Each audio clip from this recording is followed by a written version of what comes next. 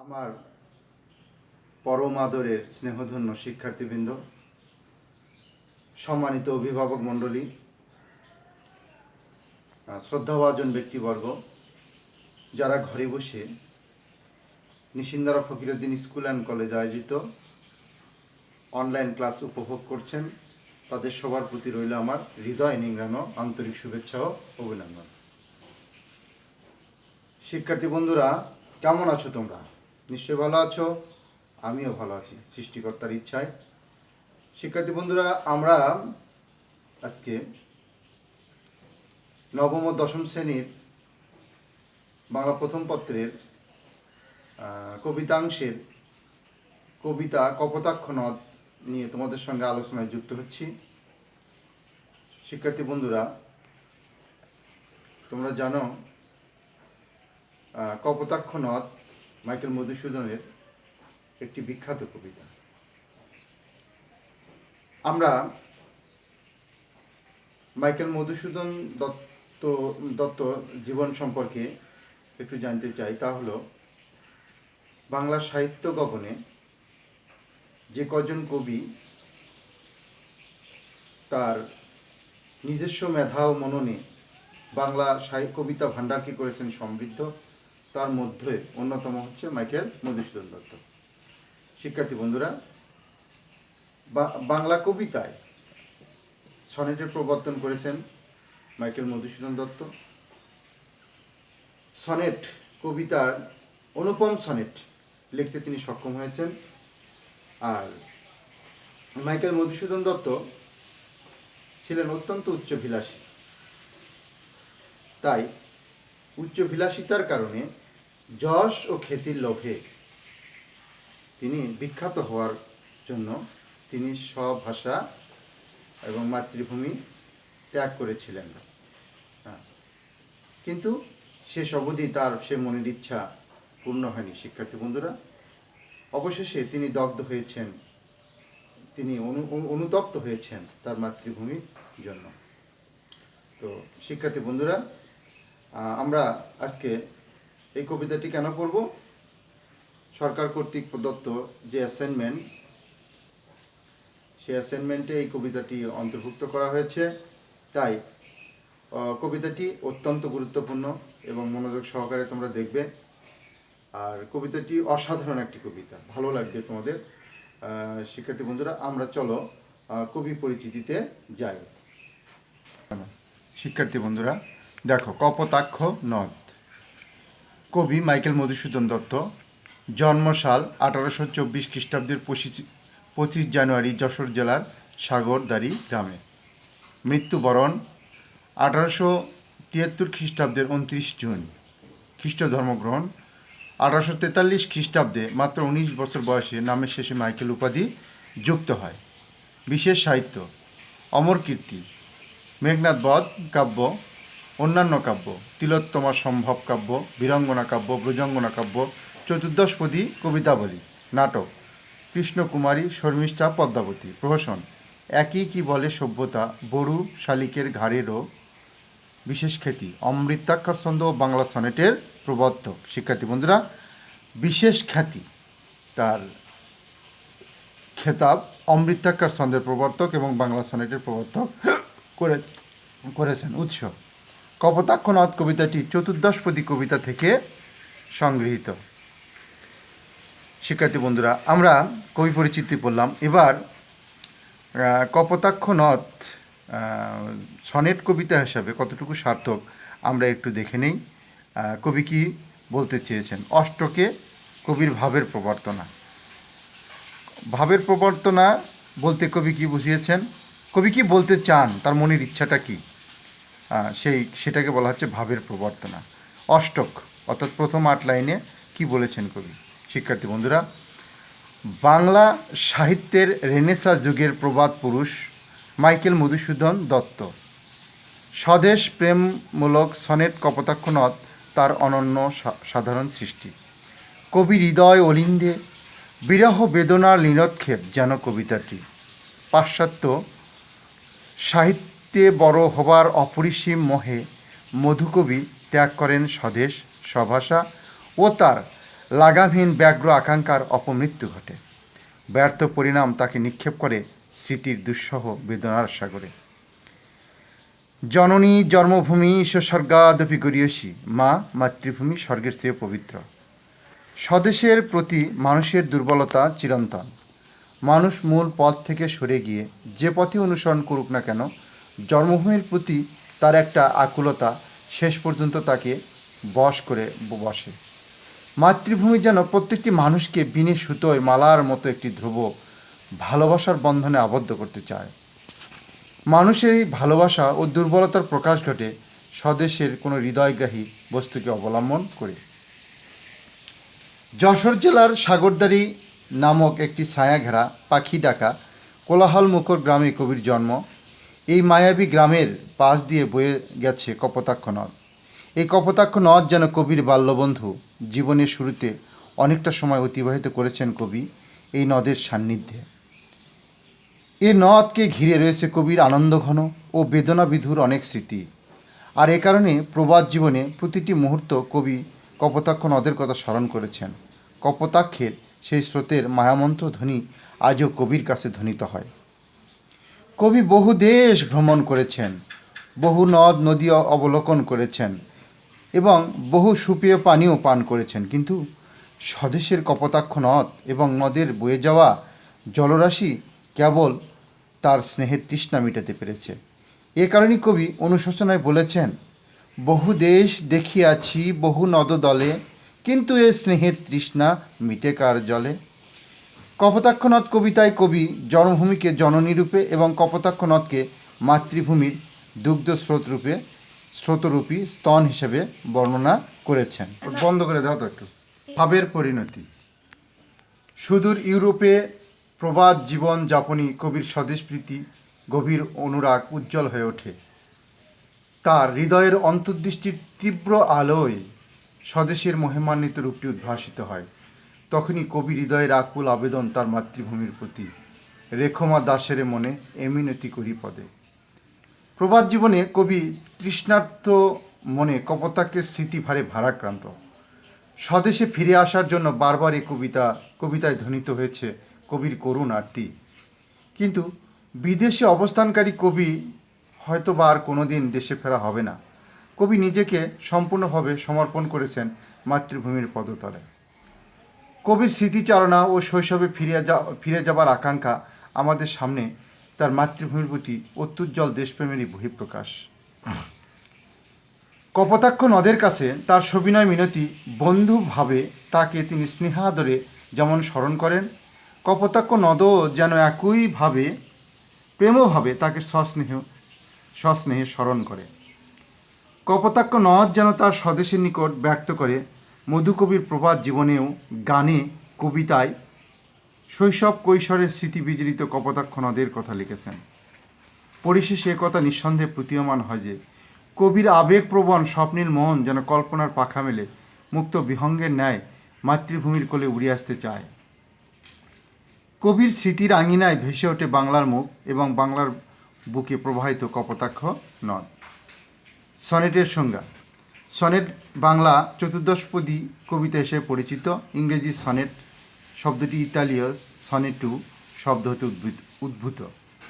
ইতালীয় কবি পেত্রাক ও কাব্যধারার প্রবর্তক। এ কাব্যধারার প্রবর্তক ছন্দ বক্তব্য উপস্থাপনায় মৃদু মধুরতার কারণে একে সনেট বলা হয়। সনেটের আঙ্গিক বৈশিষ্ট্য। সনেটের গঠন প্রকৃতি অন্যান্য কবিতা থেকে ভিন্ন। এতে 14টি চরণ ও 14 মাত্রা যেমন সুনির্দিষ্ট, তেমনি সনেটের প্রকৃতিও স্বতন্ত্র। সনেটের প্রথম 8 চরণের স্তবকে অষ্টক এবং পরবর্তী 6 চরণকে ষষ্ঠক বলে। অষ্টকে মূলত ভাবের প্রবর্তনা, ষষ্ঠকে ভাবের পরিণতি থাকে। চতুর্দশপদী কবিতায় কয়েক প্রকার অন্তমিল প্রচলিত আছে, যেমন প্রথম 8 চরণ ক খ খ ক ক খ খ ক, শেষ চরণ ঘ চ ঘ চ, অথবা প্রথম 8 চরণ ক খ খ গ ক খ খ গ, শেষ চরণ ঘ চ চ। কপোতাক্ষ নদের ক্ষেত্রে শিক্ষার্থী বন্ধুরা আমরা যে অন্তমিল বা মিল বিন্যাসটা দেখব সেটি হচ্ছে ক খ ক খ ক খ খ ক গ ঘ গ ঘ গ ঘ। সনেট হিসেবে কপোতাক্ষ নদ। কপোতাক্ষ নদ কবিতাটির আঙ্গিক ও প্রকৃতি বিচার করবে নিঃসংকোচে বলা যায় এটি একটি অনুপম সনেট বা চতুর্দশপদী কবিতা। শুধু তাই নয়, বাংলা সাহিত্যে একটি প্রথম সার্থক সনেট। আঙ্গিকগত বিচারে কপোতাক্ষ নদ শিল্পোত্তীর্ণ সনেট। কবিতাটি রচিত হয়েছে অমৃতাক্ষর ছন্দে। মোট 14 চরণে সাজানো কবিতাটিতে রয়েছে সুনির্দিষ্ট 14টি মাত্রা। ভাবপ্রবাহের ধারার অষ্টক ও ষষ্ঠকের রীতি রক্ষিত হয়েছে সুনিপুণভাবে। কপোতাক্ষ নদ কবিতাটির অন্তমিল দেওয়া হয়েছে সনেটের স্বীকৃত রীতি অনুযায়ী। ভাবগত বিচারে আলোচ্য কবিতাটি উত্তম সনেট বলে স্বীকৃত। সনেটে একটি নিটোল মৃদু সুরাশ্রয়ী অখণ্ড ভাব কল্পনা থাকে। কপোতাক্ষ নদ কবির হৃদয়গত ভাবের নিটোল প্রকাশ। প্রবাদ জীবনে কবি মাতৃভূমিকে অনুভব করেছেন তীব্রভাবে। মাতৃভূমির বুক দিয়ে প্রবাহমান কপোতাক্ষ নদের স্রোতধারা কবির চেতনাকে নিরন্তর সিক্ত করে যায়। কবি মাতৃভূমি ও কপোতাক্ষ নদের তীরে ছুটে যেতে উদ্গ্রীব হয়ে ওঠেন। প্রবাদ জীবনে তিক্ত অভিজ্ঞতা ও স্বদেশের অমোঘ আকর্ষণের ফলে কবি হৃদয়ের যে আবেগ ঝড় উঠেছিল তা আলোচ্য কবিতায় নিটোল মধুর ভাষারূপ লাভ করেছে। কবির হৃদয়গত অখণ্ড ভাব অষ্টকে উপস্থাপিত হয়ে ষষ্ঠকে গিয়ে বিস্তৃতি ও পরিণতি লাভ করেছে। সামগ্রিকভাবে সংক্ষিপ্ত পরিসরে হলেও কবির ভাব ও চেতনায় অখণ্ড বাণীমূর্তি হয়ে উঠেছে কপোতাক্ষ নদ সনেট কবিতাটি। শিক্ষার্থী বন্ধুরা, আমরা কপোতাক্ষ নদ কবিতার এবার শব্দার্থগুলো দেখব। আমরা এর পূর্বে সনেট হিসেবে কপোতাক্ষ নদ কতটুকু সার্থক সেটি আমরা পড়লাম। এবার আমরা মূল কবিতা এবং শব্দার্থে যাব। তার আগে আমরা শব্দার্থগুলো একটু দেখি। শিক্ষার্থী বন্ধুরা, সতত, সর্বদা, সবসময়। বিরলে, একান্ত নিরিবিলিতে। নিশা মানে রবি, নিশা মানে রাত্রি, ভ্রান্তি মানে ভুল, ছলনে মানে ছলনা বা মায়া। মন্ত্র মানে শ্লোক, কলকল মানে স্রোতের ধ্বনি। নদ দল, এখানে দল শব্দটি বহুবচন বোধক শব্দ হিসেবে ব্যবহার করা হয়েছে। বাড়ি মানে জল, কর মানে রাজস্ব, মিনতি মানে অনুরোধ, গাবে মানে গাইবে, বঙ্গজ মানে বাংলার মানুষ, শখে মানে নিজের ইচ্ছায়, আর সখারিতে মানে বন্ধুর মতো ভেবে, বন্ধু হয়ে। প্রবাস মানে বিদেশ, আর মজি মানে ডুবে থাকা। শিক্ষার্থী বন্ধুরা, এবার আমরা নদ ও নদীর মধ্যে একটি সংক্ষিপ্ত পার্থক্য আমরা দেখব। আমরা কিভাবে নদ এবং নদীকে পার্থক্যে নিয়ে যেতে পারি। লক্ষ্য করো শিক্ষার্থী বন্ধুরা, নদের কোনো শাখা নেই, শাখা প্রশাখা নেই। নদীর শাখা প্রশাখা আছে। যদি কোনো নদীর শাখা নদী সৃষ্টি না হয় তাকে নদ বলে। পর্বত, হ্রদ প্রস্রবণের জলধারা হতে উৎপন্ন হয়। সীমাবদ্ধ আকারে আয়তন বিশিষ্ট, সীমাবদ্ধ আকার আয়তন বিশিষ্ট, সীমাবদ্ধ আকার আয়তন নাও থাকতে পারে। নামের অকারান্ত নদ অর্থাৎ পুরুষ, নামের শেষে আকারান্ত বা দীর্ঘই হ্রস্বই আকারান্ত নদী স্ত্রী। কপোতাক্ষ নদ যেমন কপোতাক্ষ, ব্রহ্মপুত্র, নীলনদ ইত্যাদি। আর এই যে এখানে বলা হচ্ছে আকারান্ত বা দীর্ঘই বা হ্রস্বই। পদ্মা, পদ্মা, মেঘনা আকার, যমুনা, সুরমা, বুড়িগঙ্গা ইত্যাদিকে বলা হচ্ছে নদী। তাহলে আমরা শিক্ষার্থী বন্ধুরা কি বুঝলাম? যে নদের শাখা প্রশাখা থাকবে না, নদীর শাখা প্রশাখা থাকবে। আর বুঝলাম হচ্ছে যে এখানে নদটা সীমাবদ্ধ আয়তন বিশিষ্ট হতে পারে, আর নদী সীমাবদ্ধ আয়তন বিশিষ্ট নাও হতে পারে। আর ব্যাকরণিক একটা পার্থক্য আমরা দেখলাম, সেটা হচ্ছে কি, যে নামের অকারান্ত নদ অর্থাৎ নদের শব্দের শেষে আসবে, আর এখানে আকার আসবে। আকার হলে নদী, আসলে নদ। ঠিক শিক্ষার্থী বন্ধুরা, এবার আমরা মূল কবিতায় যাচ্ছি। সতত হে নদ তুমি পরমর মনে। শিক্ষার্থী বন্ধুরা, কবি প্রথম লাইনে কি বলেছেন, যে সতত হেনত, কবি সম্বোধন করে বলেছেন যে হেনত, হে কপোতাক্ষ নদ, সবসময় সর্বদা, হ্যাঁ, তোমার কথা আমার মনে পড়ে, সবসময় তোমার কথা আমি কি করি, ভাবি। সতত তোমার কথা ভাবিয়ে বিরলে, বিরলে মানে নিভৃতে, নির্জনে। কবি যখন এই কবিতাটি লিখছিলেন, বঙ্গবাসীর কাছে উৎসর্গ করছিলেন, কবি তখন এই বঙ্গভূমিতে অবস্থান করেননি। তিনি যশ ও খ্যাতির লোভে এই আমাদের স্বভাষা মাতৃভূমি ত্যাগ করে তিনি ফ্রান্সের ভার্সাই নগরীতে বসে তার সেই শৈশবের লালিত সেই কপোতাক্ষ নদের কথা শ্রদ্ধাভরে স্মরণ করছেন। তাই কি বলছেন কবি, যে সতত তোমার কথা ভাবি এ বিরলে।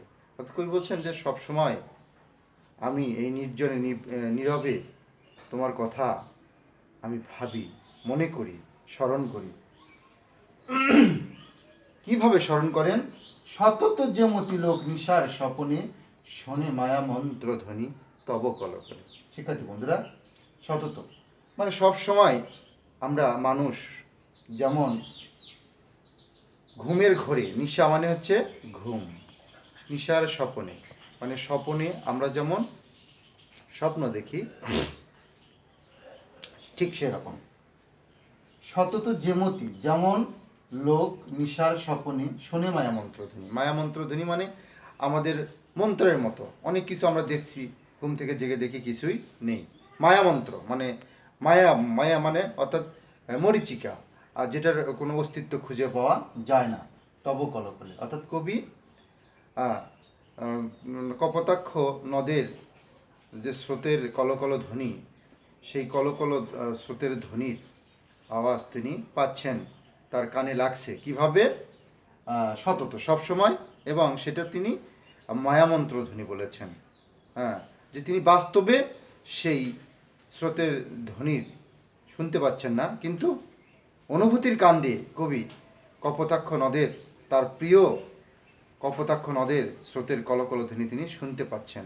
তাই বাস্তবে তিনি তার কপোতাক্ষ নদের স্রোতের ধ্বনি শুনতে পাচ্ছেন না, কিন্তু অনুভূতির কান দিয়ে শুনতে পাচ্ছেন বলে তিনি সেই কপোতাক্ষ নদের স্রোতের কলকল ধ্বনিকে মায়ামন্ত্র ধ্বনি বলেছেন।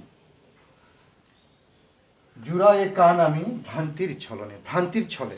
কবি বলছেন, আমি যখন তোমার তীরে খেলেছি, আমি যখন তোমার তোমার কূলে খেলেছি, তোমার জলে অবগাহন করেছি, তখন তোমার সেই বাস্তব সেই স্রোতের ধ্বনি আমার কর্ণগহ্বরে প্রবেশ করেছে, আমার কানে বেজেছে, কিন্তু আমি এখন আর সেই তোমার কাছে আমি নেই। কিন্তু শৈশবে লালিত তোমার কপোতাক্ষ নদ, তোমার যে স্রোতের ধ্বনি, কলকল ধ্বনি, আজ আমি এই সুদূর ফ্রান্সে থেকেও আমি শুনতে পাচ্ছি অনুভূতির কান দিয়ে, কিন্তু বাস্তবে শুনতে পাচ্ছি না। আর আমার কাছে মনে হচ্ছে সেই তোমার স্রোতের সেই কলকল ধ্বনি ভ্রান্তির ছলনা, ভ্রান্তি মানে ভুলের ছলে আমি শুনতে পাচ্ছি। তাহলে কবি কপোতাক্ষ নদের কলকল ধ্বনিকে ভ্রান্তির ছলনা বলেছেন কেন? শিক্ষার্থী বন্ধুরা, ভ্রান্তির ছলনা কেন বলেছেন? যে তিনি বাস্তবে সেই কপোতাক্ষ নদের জলের স্রোতের ধ্বনি শুনতে পাচ্ছেন না, কিন্তু অনুভূতির কান দিয়ে শুনতে পাচ্ছেন, যা কবির কাছে মনে হচ্ছে যে ভ্রান্তির ছলনা। বহু দেশে দেখিয়াছি বহু নদ তলে। কবি জীবদ্দশায় জীবিত থাকাকালে তিনি বহু দেশ ঘুরেছেন, বহু দেশে ভ্রমণ করেছেন, কিন্তু শিক্ষার্থী বন্ধুরা, তার শৈশবের লালিত কপোতাক্ষ নদের যে স্মৃতি, যে ভালোবাসা তিনি আপ্লুত হয়েছেন, সেই ভালোবাসা পৃথিবীর কোনো নদের কাছে তিনি পাননি। শিক্ষার্থী বন্ধুরা, বহু নদ দলে, এখানে নদের বহু বচন শব্দ হচ্ছে দল, মানে বহু নদ মানে অনেকগুলো নদের কাছে তিনি গিয়েছেন, দেখেছেন, প্রত্যক্ষ করেছেন, কিন্তু একমাত্র কপোতাক্ষ নদী তাকে যে স্নেহ দিয়েছেন, যে ভালোবাসা দিয়েছেন, মাতৃস্নেহ দিয়ে বড় করেছেন, কবি পৃথিবীর কোনো নদের কাছে সেই ভালোবাসা, মাতৃস্নেহ তিনি খুঁজে পাননি। তাই কবি কি বলেছেন? বহু দেশে দেখিয়াছি বহু নদ দলে, কিন্তু এ স্নেহের তৃষ্ণা মিটে কার জলে। কবি প্রশ্ন করেছেন, তুমি তোমার জল দিয়ে আমাকে যে তৃষ্ণা নিবারণ করেছ হে কপোতাক্ষ নদ, সেই নিবারিত তৃষ্ণা আমাকে কেউ নিবারণ করতে সক্ষম হয়নি। আমি বহু দেশে গিয়েছি, আমি বহু নদকে দেখেছি, বহু নদের সান্নিধ্যে আমি গিয়েছি। তোমার জল পান করে, সুপেয় জল পান করে আমি যে পরিপ্লুত হয়েছি, আমি যে শান্তি পেয়েছি, আমি সেই স্নেহ আমি কোথাও কোনো নদের কাছে পাইনি। দুগ্ধস্রোতরূপী তুমি জন্মভূমি স্তনে। কবি জন্মভূমির উপর দিয়ে মধুকবি, রেনেসা কবি মধুকবির সেই জন্মভূমি যশোর জেলার সাগরদাড়ি গ্রামের পাশ দিয়ে বয়ে যাওয়া সেই কপোতাক্ষ নদের জলকে তিনি মাতৃদুগ্ধের সঙ্গে তুলনা করেছেন, দুগ্ধস্রোতরূপী বলেছেন যে আমি শৈশবে তোমার জল পান করে আমি বড় হয়েছি, আর তোমার সেই সুপেয় জল ছিল আমার কাছে দুগ্ধের মতো, মাতৃ দুগ্ধের মতো। তাই তিনি কি বলেছেন? জন্মভূমির উপর দিয়ে, জন্মভূমির পাশ দিয়ে বয়ে যাওয়া সেই কপোতাক্ষ নদকে তিনি দুগ্ধস্রোতরূপী বলে আখ্যায়িত করেছেন। আর কি হবে দেখা? কবি প্রশ্ন করেছেন, কবি সন্দেহ প্রকাশ করেছেন, কবি দুঃখ করেছেন, আর তোমার সঙ্গে আমার দেখা হবে না। কেন? আর তোমার কাছে আমার ফিরে যাওয়া সম্ভব নয়। আমি জীবনের সায়ান্নে পৌঁছে গেছি, জীবনের বালুকাবেলায় পৌঁছে গেছি, আর তোমার সঙ্গে হয়তোবা আমার দেখা হবে না। আর কি হে হবে দেখা? না কপোতাক্ষ নদ, প্রিয় কপোতাক্ষ নদ, আর তোমার সঙ্গে আমার দেখা হবে না। যতদিন যাবে, যতদিন পেরিয়ে যাবে অনাদিকাল, আর তোমার সঙ্গে আমার দেখা হবে না। প্রজারূপী রাজরূপ সাগর এরে দিতে। কি বলেছেন? যে তুমি প্রজা হয়ে, হে কপোতাক্ষ নদ, প্রজা হয়ে তুমি কি করতে? তোমার জল কাকে দিতে? সাগরকে দিতে। আর সাগর ছিল তোমার কাছে রাজা স্বরূপ। প্রজা হয়ে রাজরূপ সাগর এরে দিতে, বাড়িরূপ কর তুমি। এখানে শিক্ষার্থী বন্ধুরা, বাড়ি মানে পানি বা জল, কর মানে ট্যাক্স। আমরা যেমন একটা রাষ্ট্রের অধীনে থেকে রাষ্ট্রকে আমরা কর দিই, ঠিক আমরা ট্যাক্স দিই, মাসুল দিই, ঠিক কপোতাক্ষ নদ তার জল সাগরকে দিত। আর সেই কপোতাক্ষ নদের জলকে কবি বাড়ি রূপ কর বলে আখ্যায়িত করেছেন। বাড়ি রূপ কর তুমি। তাহলে কী করতে? সাগরকে কি দিতে? জল, জল কর হিসেবে দিতে। এ মিনতি গাবে, তোমার কাছে আমার অনুরোধ। মিনতি মানে কি? অনুরোধ। তোমার কাছে আমার প্রার্থনা, সবিনয় অনুরোধ। গাবে মানে গাইবে। বঙ্গজনের ওখানে। শিক্ষার্থী বন্ধুরা, বঙ্গজন কাদের বুঝিয়েছেন? বাংলার মানুষ, বঙ্গজ, যারা বঙ্গভূমিতে জন্মগ্রহণ করেছেন, হ্যাঁ, তাদেরকে বলা হয় বঙ্গজন। বঙ্গের জনের ওখানে শখে, নিজের ইচ্ছায়, হ্যাঁ, তুমি ইচ্ছা করে, শখে, সখারিতে, মানে আমাকে বন্ধু ভেবে, বন্ধুর মতো হয়ে, নাম তার এ প্রবাসে মজি প্রেম হবে। নাম তার, কার নাম? কপোতাক্ষ নদ। আজও আমি তোমার যে নাম নেই, তোমাকে যে ভালোবাসি, তোমার প্রেমে যে মজে আছি, সেই কথাটি বঙ্গজনের কানে শখে, ইচ্ছা করে, সখারিতে, বন্ধুর মতো হয়ে, নাম তার, আমার নামটি কী করবে? এ প্রবাসে মজি প্রেম হবে। আজও যে তোমাকে আমি ভালোবাসি, আজও যে আমি তোমার প্রেমে ডুবে আছি হে কপোতাক্ষ নদ, এই কথাটি বাংলার প্রত্যেকটি মানুষের কানে কানে বলবে। লইছে যে তব নাম বঙ্গের সঙ্গীতে।